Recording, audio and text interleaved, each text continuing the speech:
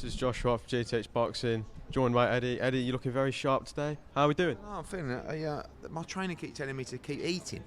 And I feel like a bit of a fat fucker, to be honest with you. But yeah, on we go and getting ready for the show tomorrow night. See, I would show, the amazing outfit you're in right now, but I actually had a bit of an error myself yesterday. Yeah. Sat down in the city centre. No, this isn't the error. This is it. What's happened to those shoes? I wear the. For a swamp or something? I wear these for work as well. I've got a part-time job at McDonald's as well. So, but I sat down in the city centre yesterday to go meet Lee Wood for an interview. Forgot to pick up my tripod afterwards and left it in the city centre. Gone back and it's been nicked. So, unfortunately, we're making do with what we got here. But regardless, the show goes on. Interestingly, Lara has missed the weight. Obviously, that came out earlier in the week. Can you just talk to us about what's gone on there? So the fighters, under the British Boxing Board of Control, fighters have to get their weight checked as they approach the weigh-in. When Maurizio Lara got his weight checked, the board decided they didn't want him to attempt to make 126 pounds. So they made a ruling that he couldn't come in any lighter than 128.5.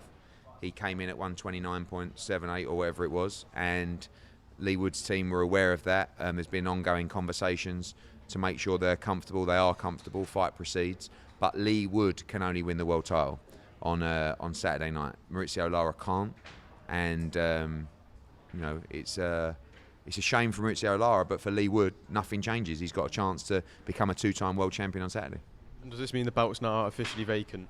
Yes, correct. So, but Maurizio Lara can't win that vacant belt on Saturday because he didn't make championship weight.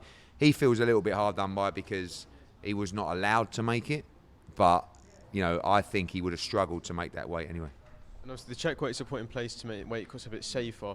Can you reveal anything about what the check weight limit was on the Monday when they had to weigh in first? No, it wasn't Monday. It was Wednesday evening. And normally it would be somewhere around at this weight limit, 3 or 4 pound above that. There's a lot of discussions in terms of weight making about the science, because a lot of fighters will make that weight on a Wednesday and then hydrate and then have to make the weight again on Friday. But the board are trying to get it designed so that you're just coming down to that weight.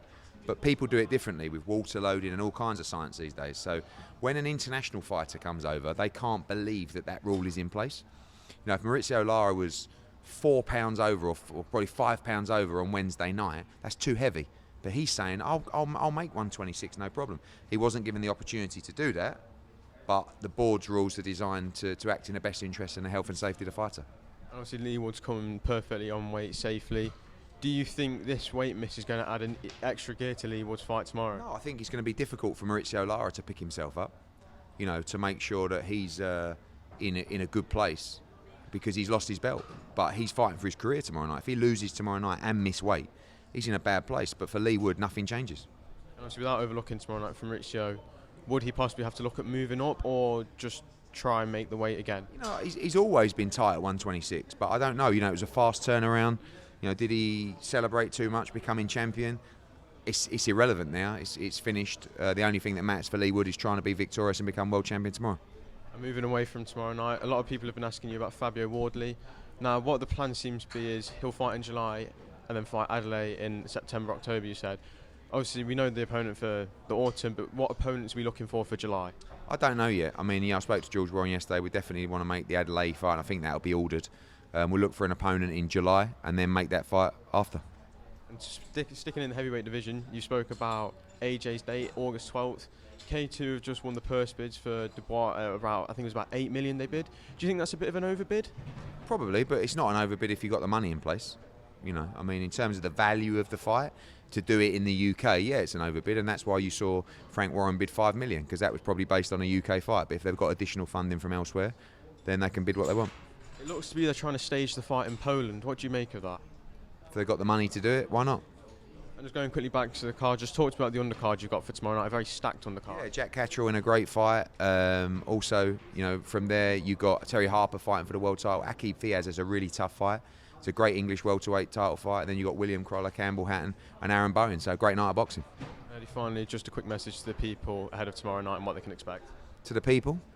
To the people. Don't miss the show tomorrow live on DAZN. Eddie, pleasure to talk to you again. Thank you.